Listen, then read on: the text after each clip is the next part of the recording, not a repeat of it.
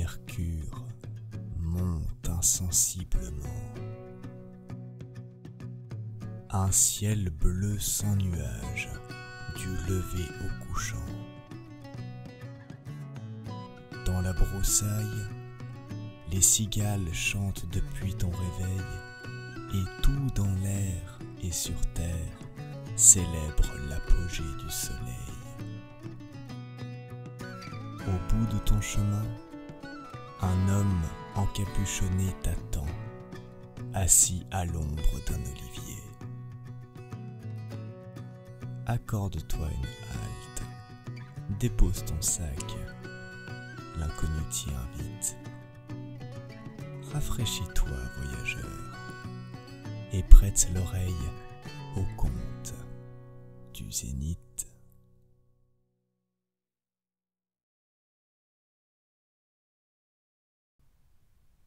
Voici une série apparemment inactuelle. Des contes bleus, alors qu'on voudrait nous faire croire que les fées n'existent plus.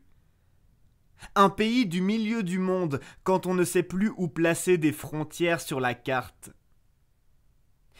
Et pourtant, nous savons tous que les fées existent, et que les pays n'ont pas bougé de place, et qu'il y a donc encore un milieu du monde, avec des hommes dedans, et dans chacun de ces hommes, un peu d'esprit, juste assez pour que les fées puissent continuer à vivre parmi eux, car l'espèce humaine périrait vite sans les fées. Cette série, qui rapporte quelques-uns de leurs faits et gestes, est donc très instructive et plus actuelle qu'elle ne semblait d'abord. Les grandes personnes peuvent aussi l'écouter, même si elle est un peu au-dessus de leur âge. Les enfants leur expliqueront ce qu'ils ne peuvent pas comprendre.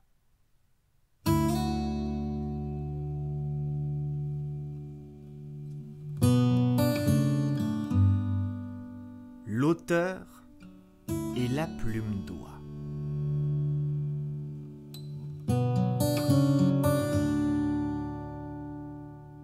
La diligence poussiéreuse qui s'en allait grinçant et brinque-ballant à travers la campagne au trot de son vieux cheval faisait, ce jour-là, son dernier voyage.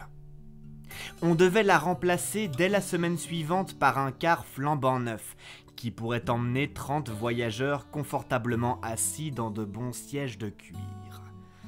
Aussi, personne ne s'était soucié d'emprunter une fois encore l'antique patache qui roulait d'un côté de la route à l'autre sur son gros ventre jaune comme elle le faisait depuis un demi-siècle. Personne, sauf le vieil écrivain qui revenait de la ville où il avait pris part à un congrès d'écrivains. Il en était accouru de tous les coins du pays, et même des pays voisins. Des jeunes et des anciens, des célèbres et des inconnus, de graves et d'amusants, de beaux et de laids. Le congrès, comme tous les congrès, s'était terminé la veille par un banquet. Il y avait eu beaucoup de discours et force compliments échangés. On avait vidé beaucoup de bouteilles, et les hommes célèbres s'étaient félicités mutuellement de leur gloire réciproque pour adresser ensuite aux moins célèbres des paroles d'encouragement, telles de bons maîtres lorsqu'ils sont satisfaits de leurs élèves. Le vieil écrivain avait applaudi à tous les discours avec enthousiasme, bu consciencieusement à la santé des illustres, de ceux qui allaient le devenir, et même de ceux qui ne le seraient jamais. Il y en avait 2 ou 3 de cette sorte dans la salle. Et à présent, il rentrait chez lui tout songeur, la pensée lui étant soudain venue qu'il comptait parmi ces derniers. Aucun orateur n'avait cité son nom au cours de ces belles journées. Il avait passé inaperçu dans la foule, telle une ombre, car nulle étoile de diamant ne s'étalait sur sa poitrine, comme chez le président. Il ne possédait pas de breloque d'émail suspendu à son cou, comme le vice-président, et ne montrait pas le moindre bout de ruban à sa boutonnière, ni un signe d'aucune sorte, comme en portait presque chacun des invités. Il avait même oublié à la maison la petite croix d'honneur reçue autrefois à l'école en récompense de sa bonne conduite. Mais le vieil écrivain était un homme négligent. La campagne couverte de cerisiers en fleurs, le ruisseau gonflé de neige fondue, les premières hirondelles arrivées tout essoufflées le matin même d'Afrique et qui gazouillaient gaiement sur les fils du télégraphe, ne le détournait pas de ses chagrines pensées. Tout lui paraissait morne et ennuyeux, quoique le cocher arrêtât sa guimbarde et son unique occupant devant chaque auberge pour aller boire un coup en mémoire de cet ultime voyage. Et le cheval aussi laissait pendre sa tête de façon lamentable, comme s'il se refusait à croire au bonheur d'être arrivé au bout de ses longues peines. Cependant, d'auberge en auberge, de village en village, de chaos en chaos, la patache finit par déboucher du tournant d'où l'on aperçoit, découpé sur le ciel, le clocher pointu du bourg et la tour du château. La voiture s'arrêta, le vieil écrivain descendit devant sa porte et entra dans sa maison qui paraissait toute curieuse d'apprendre ce qu'était devenu son maître pendant cette absence. Mais il ne lui raconta rien. Non plus qu'à Euphrosine, sa servante, qui attendait pourtant ses confidences en tiraillant le bouquet de poils qui ornait son menton. Non plus qu'aux fauteuils, pendules, lampes, miroirs et objets familiers auxquels il s'adressait d'habitude, n'ayant guère d'autre compagnie qu'eux. Il resta muet 3 jours entiers. Mais au soir du 4e, il revêtit sa bonne vieille robe de chambre usée, se planta devant sa bibliothèque et, tirant quelques volumes, se mit à les battre les uns contre les autres comme pour les châtier. Puis, les caressant d'une main affectueuse et repentante, « Mes enfants, leur dit-il, il faut en prendre votre parti. Vous êtes et resterez décidément de pauvres inconnus. Moi, votre père, je me suis rendu en ville, où j'espérais un peu entendre parler de vous et de vos succès dans le monde. Je pensais qu'au cours des ans, vous vous étiez fait des amis. Je supposais même qu'un ou deux d'entre vous se pouvaient vanter d'avoir capté un tout petit, un minuscule rayon de cette gloire qui plaît tant aux hommes, parce qu'elle leur donne à penser que le mot « immortel » signifie réellement quelque chose. Mais il paraît que je me suis bien trompé, puisque nul ne soupçonne votre existence. J'ai travaillé toute ma vie à vous écrire, et n'en vais retirer d'autre orgueil que d'y avoir usé mon temps et mes culottes. Peut-être encore la médiocre satisfaction de rendre service à l'épicier notre voisin, qui fera de vous des cornets à empaqueter ses bonbons. Or, il n'avait pas fini de parler qu'un drôle de bruit se fit entendre sur la table. C'était l'encrier qui protestait à sa manière en manœuvrant son couvercle avec violence, tandis que les 4 porte-plumes se dressaient tout en colère hors de la coupe où ils étaient couchés. « De quoi te plains-tu, maître » dit l'encrier. « Et surtout, de quoi plains-tu, messieurs les livres ? Mon sort n'est-il pas 100 fois plus ingrat que le leur ? Que sont-ils, sinon de simples reflets de ta pensée en mauvaise encre d'imprimerie, alors que mon encre à moi fut leur sang véritable ?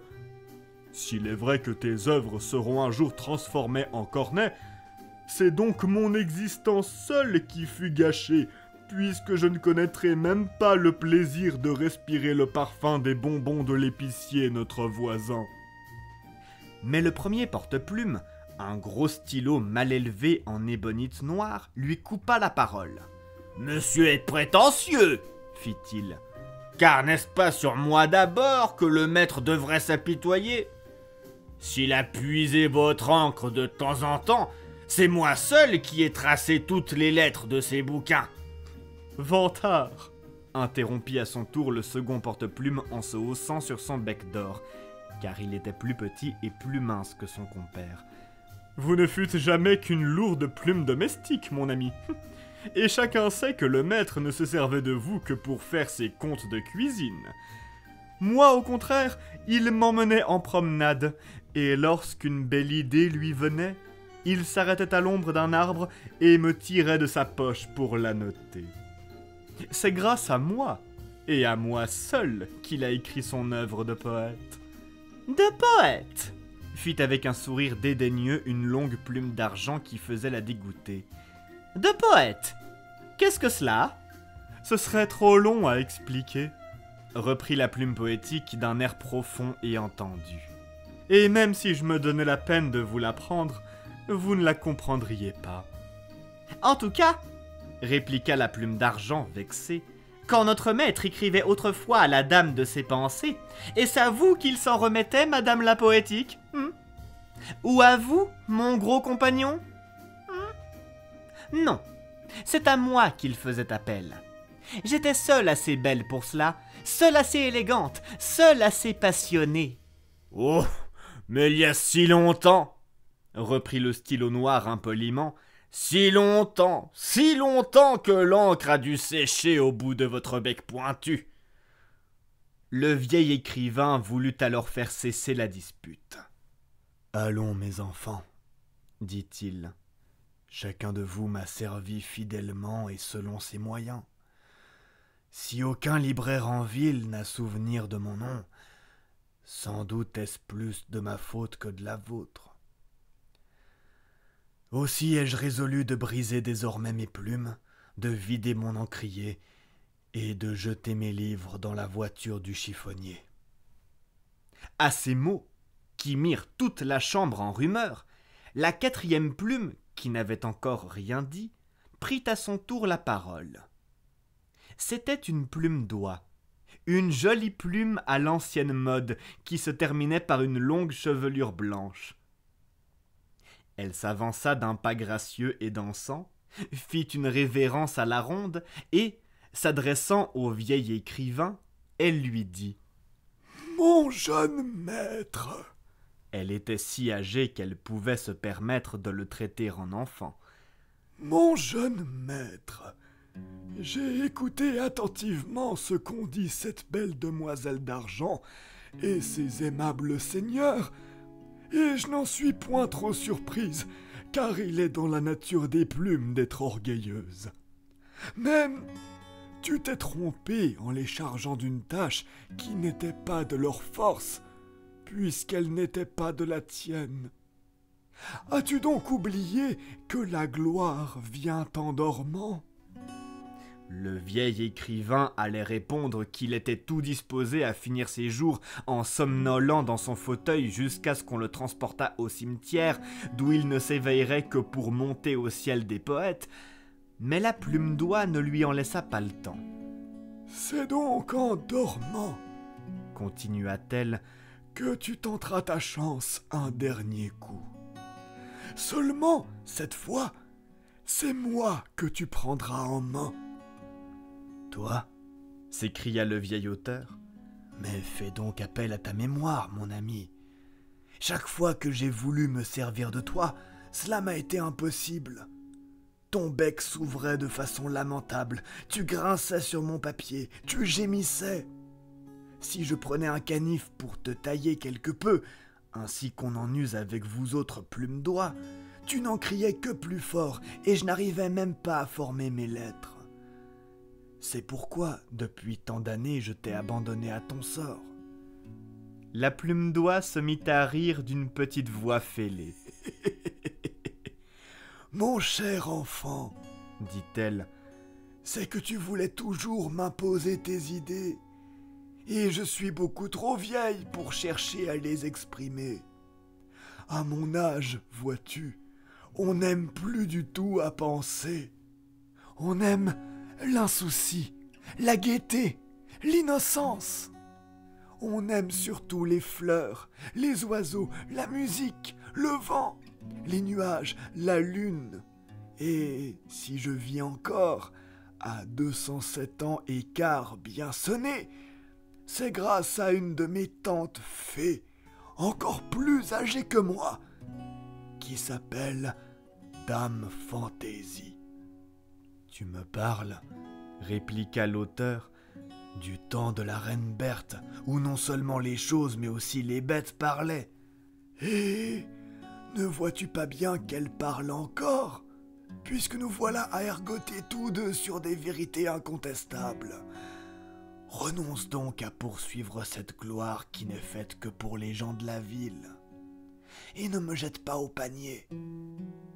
Tu es sans doute fort savant, mais j'ai peut-être quand même nombre d'histoires instructives à te raconter, car j'ai été la confidente de quelques personnages bien curieux, comme tu le verras si tu m'écoutes. Allons, je te prends au mot, dit l'écrivain après un temps de réflexion. Au diable les livres ennuyeux, et vive ta tante Fantaisie. Donne-moi le temps d'aller souper, car j'entends déjà s'impatienter Euphrosine. Mais aussitôt après, je reviendrai m'assouper ici selon ton conseil, et nous nous mettrons, en dormant, à la besogne. Ceci dit, le vieil écrivain jeta les 3 plumes désormais inutiles au fond d'un tiroir, où elles roulèrent les unes sur les autres en se piquant et en se battant. Il glissa la plume d'oie derrière son oreille et passa dans la salle à manger. Après les longues journées un peu mortifiantes qu'il venait de vivre, il semblait tout ragaillardi. Il se fit donner ses pantoufles brodées, ordonna de déboucher une bouteille de son vieux vin de Malvoisie flétri, s'installa le dos au poêle et mangea du meilleur appétit. Si bien que Frosine, sa servante, tout en tiraillant ses poils mentonniers, faisait le tour du petit nombre d'idées qui garnissaient son cerveau sans parvenir à deviner la cause de l'heureux changement de son maître. Celui-ci remonta bientôt dans sa chambre, rajouta une bûche sur le feu, alluma sa pipe Jacob et entr'ouvrit sa fenêtre pour laisser rentrer les esprits nocturnes. Les étoiles brillaient toutes dans le ciel printanier.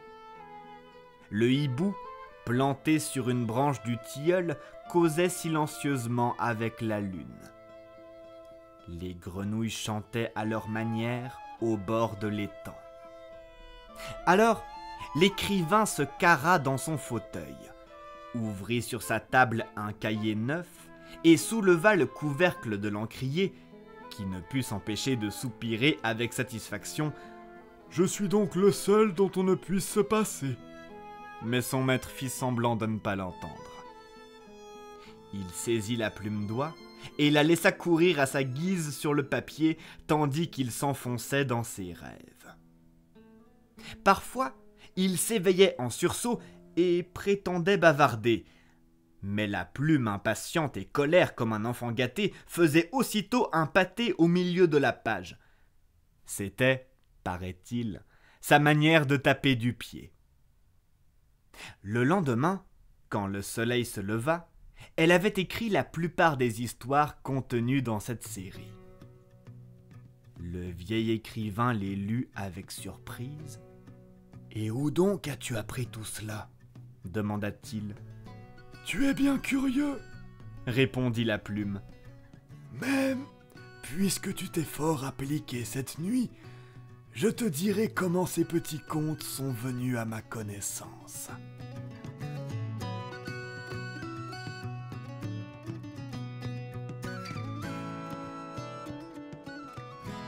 Ainsi s'achève l'histoire telle qu'on me l'a dite. Ton chemin t'attend, voyageur. Remets ton sac à dos. Et si, dans ton périple, tu as besoin de repos, viens me retrouver. Et je te dirai